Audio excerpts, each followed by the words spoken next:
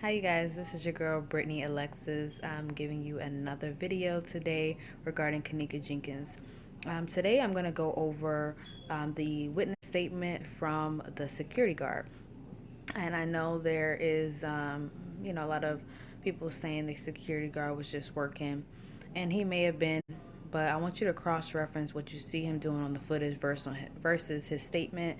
And I don't know if there's anyone that knows what a security guard normally does. It's just, you can see that they're giving him strange orders to kind of do stuff that usually a maid or maintenance would be doing, but he's doing it. I didn't really see him securing too much, and maybe he did that at another point, but you can definitely look at the witness statement that was from him so you can get a better idea. Also, I want you guys to go back on my last couple of videos. Most recently, I made one regarding Kenneka Jenkins information, and that included screenshots. It was multiple screenshots of things that I would like to consider evidence from social media, things like that. Um, Very suspicious. Take a look to see what I mean. Yesterday, I made a video regarding the fact that within 8 minutes of being in the hotel, Kenneka was already ready to go. So still odd that she left the room without her keys and phone if she was already ready to go. Very suspicious, but take a look yourself, make your own opinion. But again, going to stay tuned. I'm going to show you some statements from the security guard, and you let me know how you feel about that. Please like, share, subscribe again, because I will be making more videos that I think are really going to be helpful to people that don't believe in certain conspiracy theories but are still trying to see if this really is an accident, or more evidence towards it being a murder. So stay tuned. Just a second here. I'm going to show you this guy's video. And I don't know if you've seen the security statement, but odd, very odd. So let me know. You can see this. This video was uploaded by Aboriginal Global Media on October 29th, 2017. His video is actually an hour and 14 minutes long. My purpose today is not to watch his whole video. I specifically want to go over the security guard statement. That is all. So please bear with me because, again, I'm using someone's YouTube. So I'm going to try to record this so you can see it, hear it. Again, only focusing on the statement, not any opinions from him, just because I want to just focus on you forming your own opinion. I'm going to kind of tell you how I feel, but really just pay attention here and let me know what your concerns are and what stands out to you. 26 alone. That when he got off of the elevator, he saw two guys, two black males.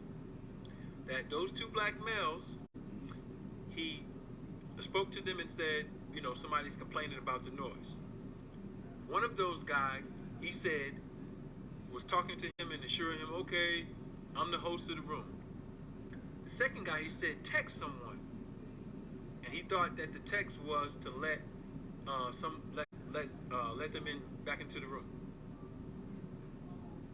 So he goes to the room. He says to the police that he smells marijuana and alcohol.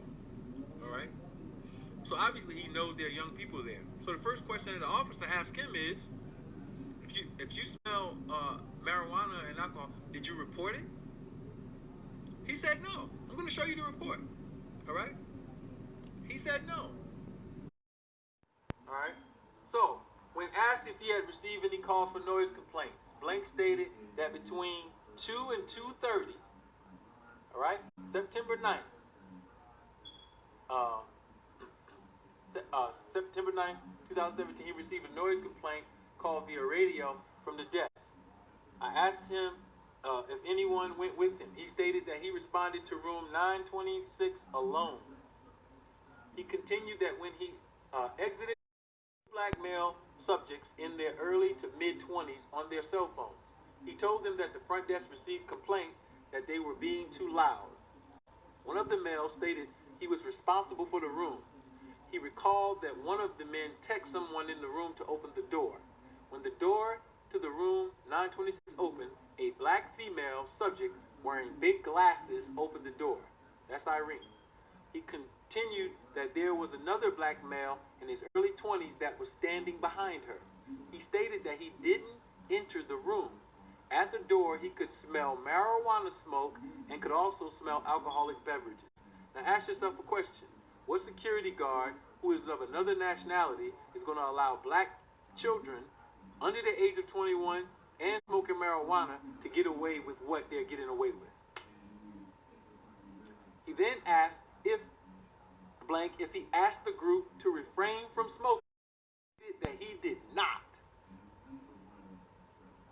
He did not. One of the male subjects stated to him that old people call the police. Now, I'm going to keep reading. But peep game. So you can come to some conclusions about this, all right? If he smelled marijuana smoke at the door and he didn't call the police, you could say, oh, he's just a cool dude. But he's telling the police that he smelled marijuana smoke. He didn't have to tell the police that. He didn't have to tell the police wouldn't have known. If he could have said, you know, there's some children there. All right? He dry snitched on himself. He's nervous. And why is he? Another thing that you need to understand is that Irene came to the door. All right? These girls work in that hotel. He's cool. So that was just the hookup. All right? That was just the hookup. You don't say nothing? I don't say nothing. Now, what I'm going to prove to you is that Monifa asked the security guard, could he open the freezer because one of their friends was hot and she needed to cool off. She needed to cool off. He's hooking him up. Watch this. Now, I'm going to show you he left the country. One of the male subjects stated to him, old people call the police. He told Blank that he was young and asked him to take down his phone number to call if there were any more noise complaints. Blank, which is the security guard, stated that he did not write down the subject's number. He stated that the two guys in the hallway went back into the room and closed the door. I asked Blank when they normally call the police. The hotel usually will call after at least 3 warnings. I asked him if the hotel usually does an incident report for noise complaints. He stated that they didn't unless someone gets kicked out. Blank continued that after 3 hours, or 3 o'clock, he distributed folios to various rooms. All right? I don't even know what that means. All right? The front desk, Blank, called over the radio that 3 girls were walking on the 9th floor. Now ask yourself a question. Why is he inserting this? And why is the front desk calling them, telling them that 3 girls were walking on the 9th floor? All right? When he made contact with them, one of the females stated that she was looking for her. He was told to tell the group that they either needed to return to their room or go to, all right? Stated that he told the group that would have to speak to the front desk about reviewing any cameras. What? Wait a minute. So they're looking for her now at this point, allegedly. The group then returned to their room. Blank was asked if he had any conversations with the subjects in room 926 about taking smoke detectors off the wall or covering the smoke detectors with towels. Blank denied this. I asked him to estimate the number of individuals in the room. He stated that there were at least 10 people in the room because they were rapping to a song. I asked the security guard if he was at the front desk when the family was making threats towards employees. He stated that he was not at the desk at that time. He had heard about the threats later from somebody else. Security guard advised me that he would be out of the country starting September 22nd to approximately 3:30. Whoa. Dude bounced. He left the country. Now, this is the same one with blood on him. Okay, so you can see that the security guard that's in this statement is out of the country. It is a little odd that the time frames that they reference, the statement that he gives, the amount of girls he's, or that are being reported on the floor, especially Bree's supposedly gone to get her boyfriend. It's like, I'm just hearing a lot of different stuff, and just need some help kind of figuring out, do we really trust that security guard is innocent? Because, I mean, at the end of the day, I'm not saying he actively raped her. I'm not saying he actively, you know, did anything. I'm saying that he might have had one job, and that could have been to, clear out a certain area. That could be to keep busy so he's not going to run into Kenneka or let her be in the area.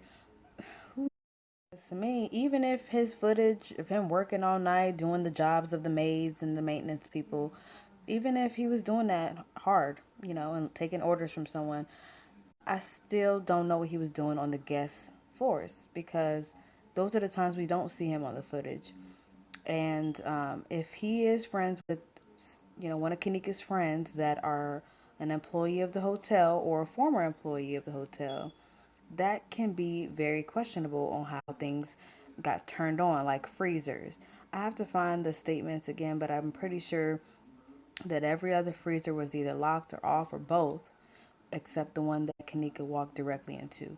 Kenneka might have been checking doors that night, but when she went to the upper kitchen, she went directly to that freezer as if somebody was standing off camera, of course, and, told her to go over there.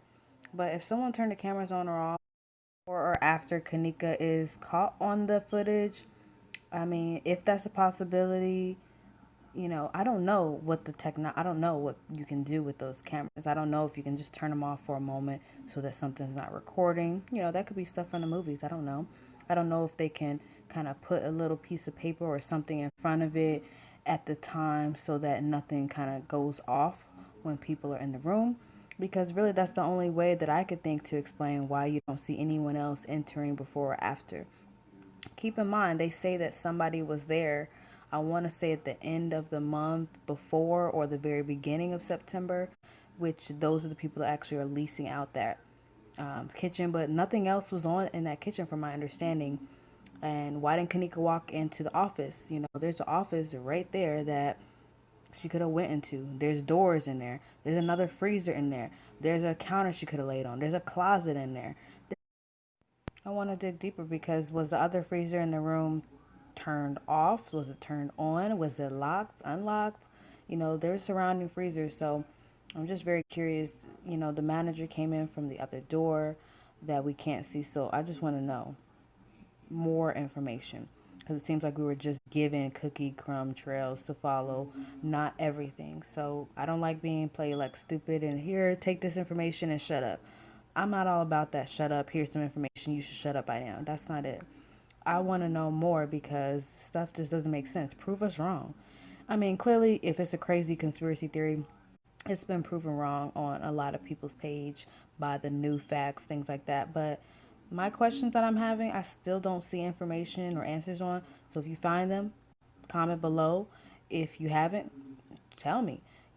Let me know if you are going to look into it, whatever. But I'm going to continue to make videos on things that stuck out to me, because I'm a curious person, and I really do want justice, because I feel like we could all just settle for it's an accident, but why settle when there's so many outstanding questions that we might be able to look into. My next video is going to be about hope on finding new information and why I feel like there's going to be more information to come out. So please stay tuned, and the only way to do that is to like, share, subscribe. I will be coming out with the update as soon as possible, and have a good night, you guys.